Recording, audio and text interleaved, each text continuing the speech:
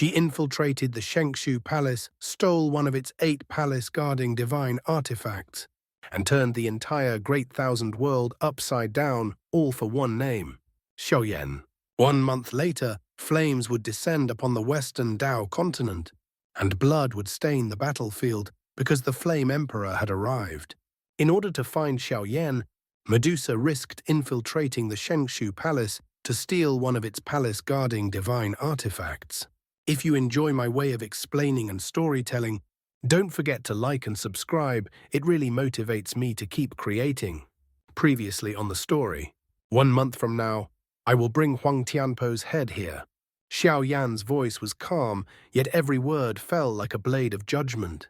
The moment his declaration echoed across the heavens, the 1,000-Jiang fire dragon, coiling high above, let out a deafening roar. Its colossal body shuddered violently as terrifying spiritual power erupted outward, surging like a raging tide that swept through heaven and earth. The sky darkened, the land trembled, flames rolled and collapsed inward as the fire dragon began to shrink, its massive form condensing at an astonishing speed. In the blink of an eye, the fearsome dragon that once dominated the sky transformed into a miniature fire dragon, barely 1 jiang long, yet its aura was sharper and more terrifying than ever before. Liu Beidao watched this scene with undisguised admiration before letting out a deep laugh. "Ha! From this moment on, the 6th profound heavenly flame is yours." Xiao Yan stepped forward, clasped his fists, and bowed respectfully. "Many thanks, Senior."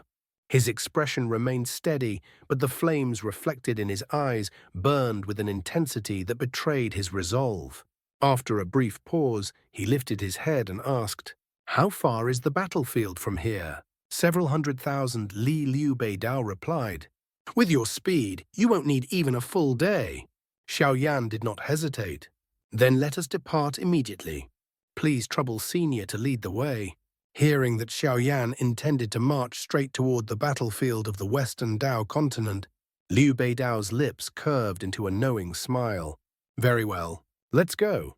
His figure flickered, instantly transforming into a streak of light that tore through the sky toward the distant horizon. "Brother Xiao Yan, take care." Behind him, Liu Tianhuang's voice lingered in the air. Xiao Yan gave a slight nod. Without another word, he stepped forward, his body igniting into a blazing stream of light as he followed after Liu Beidao. Ahead of him lay war, blood, and the battlefield where the Flame Emperor would once again make his name echo across the Great Thousand World. At this moment, Liu Tianhuang stepped forward and gently patted Xiao Yan on the shoulder. No words were spoken, yet everything that needed to be said had already been conveyed. Xiao Yan nodded once. The next instant, his foot pushed off the ground. Flames surged around his body as he leapt into the sky, transforming into a brilliant streak of light that tore through the heavens, chasing after Liu Beidao without hesitation. Behind him, the land fell silent once more. Ahead of him lay a world untouched by mercy. This was the ancient wasteland region, a place forsaken by time. The sky was dim and oppressive, drowned beneath layers of thick, rolling black clouds. No sunlight pierced through. No warmth lingered in the air. The land below was cracked and lifeless, stretching endlessly like the corpse of a forgotten era. Suddenly, boom, boom, boom. Piercing sonic explosions shattered the silence. More than a dozen figures ripped through the sky at terrifying speed, their auras colliding with the air and leaving distorted ripples in their wake. Their eyes were sharp, their killing intent undisguised. "Damn it! Where exactly is that woman hiding?" One of the men swept his gaze across the desolate land, his voice filled with impatience and rage. But before the echo of his curse had time to fade, the ground shuddered violently. A deep, ominous tremor rolled beneath their feet, as if something ancient had been awakened far below the earth. From thousands of li away, a brilliant 9-colored radiance suddenly burst forth, slicing through the darkness like a divine blade.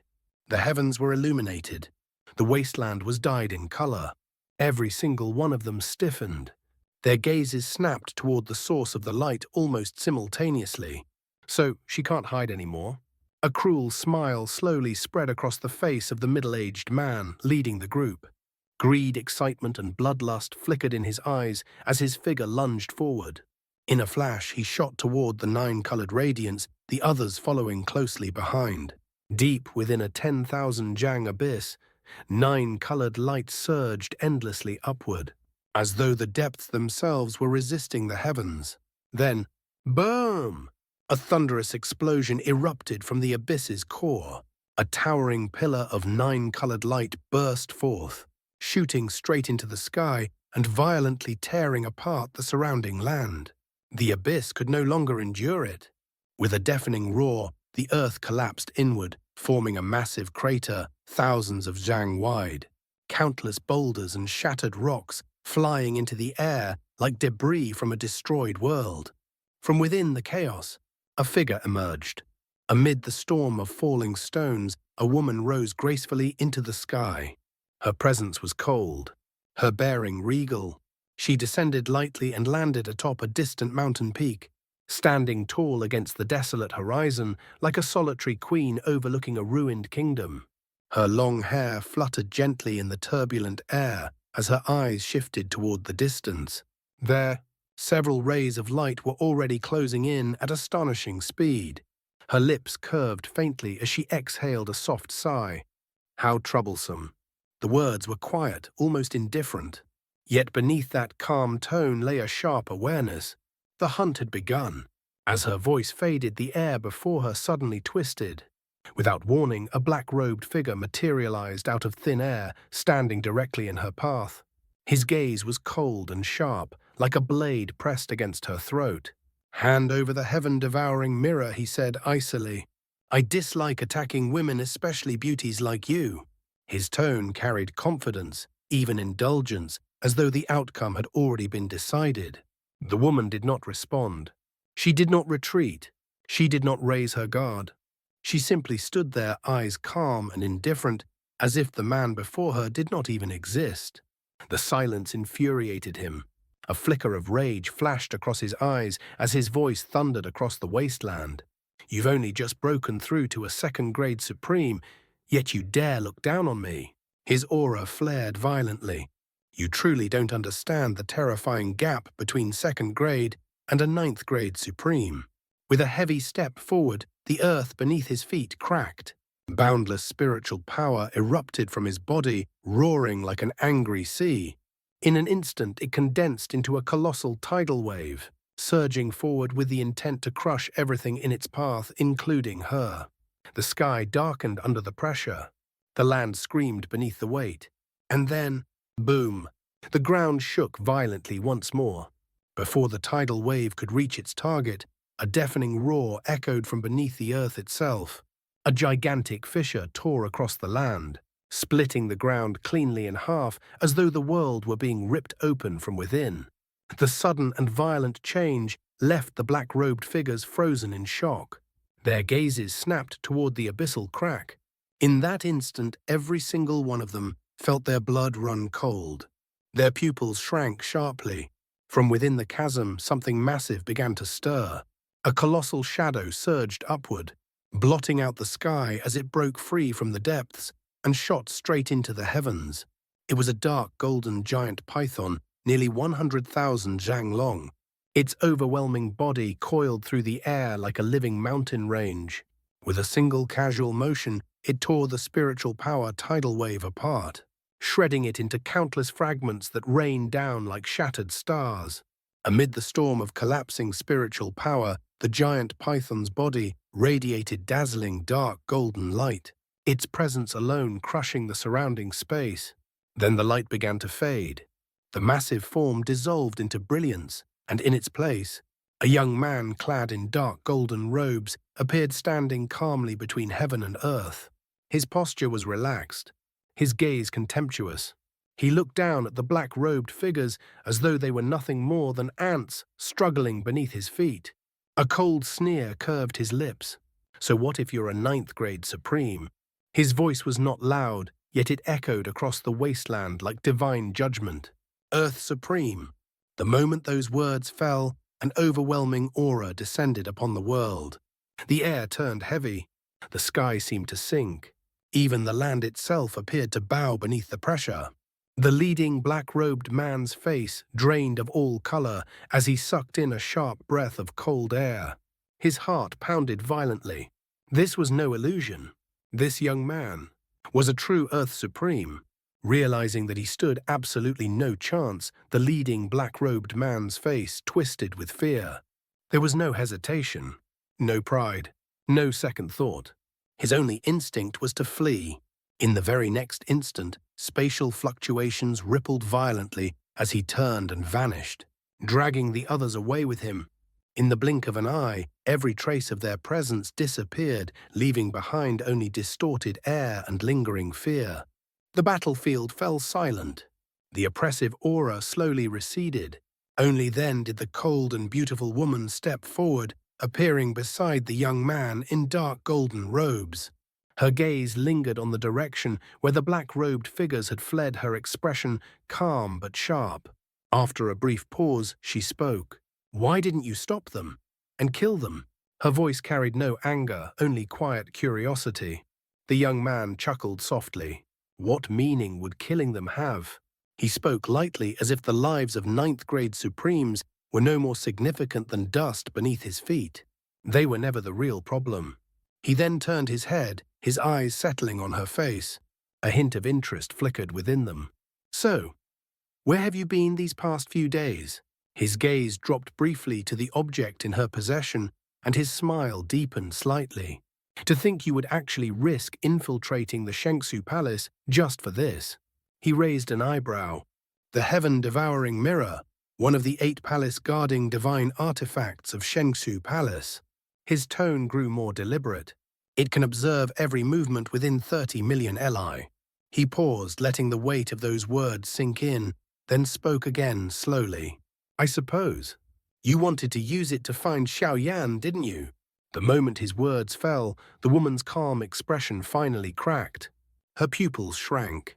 Her body stiffened ever so slightly. "How do you know Xiao?" Her voice was low, but the shock within it was impossible to hide. The young man laughed. "Hehe. When I rescued you a month ago, he said casually you were unconscious. Yet you kept muttering 2 names over and over again. Xiao and Flame Emperor." He glanced at her from the corner of his eye. "So I made a guess." His lips curled into a knowing smile. "I assumed that Flame Emperor must be Xiao's title." He met her gaze directly. "Am I right?" For a moment silence fell between them. The woman said nothing. She did not deny it. She did not explain. She simply lowered her eyes slightly and gave a quiet nod. The answer needed no words. Seeing this, he continued. "Do you plan to use the Heaven-Devouring mirror to find him and go meet him?" "I think he's also looking for us." "Yes? What do you mean?" "He has other women too. He has that capability." "You're unhappy about it?" The woman glanced sideways at him. All right, your business." The young man smiled again after looking at her face. "My name is Donghua Yuan. I'm merely a traveler of the great 1,000 world." "And you?" The woman curled her lips slightly and turned to leave. At the same time, a faint voice echoed behind her. "Medusa. That's the name he gave me." Within an endless, desolate land, 2 streaks of light cut across the sky at astonishing speed. "We've entered the northwestern region of the Western Dao continent. All areas within 300,000 Li ahead are battlefields." Liu Beidao observed the barren land ahead. Xiao broke the silence first, his eyes scanning the vast, desolate land ahead. "Is this entire area occupied by the Blood God clan?" His voice was calm, but beneath it lay a sharp vigilance. This was no ordinary battlefield. Every step forward could mean stepping into a death trap. Liu Beidao shook his head slowly. "Not entirely," he replied. "After I retired 10 years ago, the Luo God clan dispatched new experts to take over the defense of this region." His gaze grew heavier as memories surfaced. Although they were unable to completely drive the Blood God clan away, they succeeded in halting their advance. This place became a line that neither side could easily cross. Xiao listened quietly. "I've visited the Luo God clan's main camp here several times," Liu Beidao continued. I still have some connections. He turned slightly toward Xiaoyan. I'll take you there. Xiaoyan nodded without hesitation.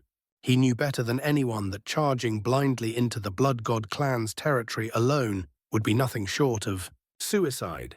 On a battlefield ruled by clans and supremes, having a foothold meant having a chance to survive and to strike back. Roughly 10 minutes later, the horizon ahead suddenly changed. A vast crimson mountain range emerged from the haze, stretching endlessly across the land like a burning wall separating heaven and earth. The air itself grew warmer as they drew closer. Upon seeing it, unmistakable joy appeared on Liu Beidao's face. Red Domain Mountain Range, he said, his voice tinged with nostalgia. The Luo God clan's main camp is there. He raised his hand and pointed forward. Xiao Yan's gaze settled upon the mountains. In that instant his heart stirred. He could feel it. A dense and surging fire element spiritual energy permeated the entire mountain range, flowing through the air like an invisible sea of flames. Every breath he took felt heavier, yet invigorating. To Xiao Yan, whose path was forged through flames, this place was nothing short of a perfect cultivation holy land, a battlefield and a sanctuary existing side by side. But just as the two of them entered within a 1,000-li radius of the mountain range, boom, a deep, heavy rumble suddenly shook heaven and earth. The sky seemed to tremble. The mountains echoed in response. Immediately afterward, a furious shout erupted, rolling across the land like thunder. Who dares trespass here? Why do you forcefully enter the Luo God clan's main camp? The voice was vast, domineering, and filled with unquestionable authority. Xiao Yan and Liu Beidao halted at once. Both of them lifted their heads and looked toward the Crimson Mountains. Within the range, a red streak of light suddenly tore through the sky, slicing through the clouds as it charged straight toward them at astonishing speed. The aura it carried was sharp, blazing, and unmistakably hostile. Someone was coming, and they were not pleased. That's all for today's content. See you in the next part. Support me by becoming a member.